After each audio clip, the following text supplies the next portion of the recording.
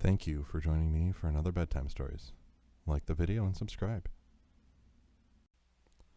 For our first bedtime story this holiday season, I decided we would be reading Twas the Night Before Christmas. 'Twas the night before Christmas, when all through the house not a creature was stirring, not even a mouse. The stockings were hung by the chimney with care, in hopes that St. Nicholas soon would be there. The children were nestled all snug in their beds, while visions of sugar plums danced in their heads, and Mamma in her kerchief and I in my cap had just settled our brains for a long winter nap. When out of the lawn there arose such a clatter, I sprang from my bed to see what was the matter. Away to the window I flew like a flash, tore open the shutters and threw up the sash. The moon and the breasts of the new fallen snow gave a luster of midday to objects below, when what to my wondering eyes should appear but a miniature sleigh and 8 tiny reindeer, with a little old driver so lively and quick, I knew in a moment it must be Saint Nick. More rapid than eagles his course they came, and he whistled and shouted and called them by name. Now Dasher, now Dancer, now Prancer and Vixen, on Comet, on Cupid, on Donner and Blitzen, to the top of the porch, to the top of the wall, now dash away, dash away, dash away all.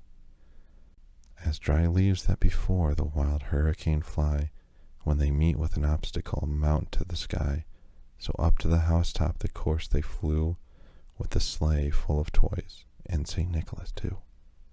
And then in a twinkling I heard on the roof the prancing and pawing of each little hoof.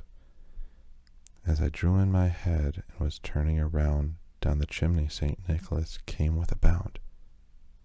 He was dressed all in fur from his head to his foot, and his clothes were all tarnished with ashes and soot. A bundle of toys he had flung on his back, and he looked like a peddler just opening his pack. His eyes how they twinkled, his dimples how merry, his cheeks were like roses, his nose like a cherry. His droll little mouth was dawning up like a bow, and the beard on his chin was as white as the snow. The stump of his pipe he held tight in his teeth, and the smoke it encircled his head like a wreath. He had a broad face and a little round belly that shook when he laughed like a bowl full of jelly. He was chubby and plump, a right jolly old elf, and I laughed when I saw him in spite of myself. A wink of his eye and a twist of his head soon gave me to know I had nothing to dread. He spoke not a word, but went straight to his work, and filled all the stockings, then turned with a jerk, and laying his finger aside of his nose, and giving a nod up the chimney he rose.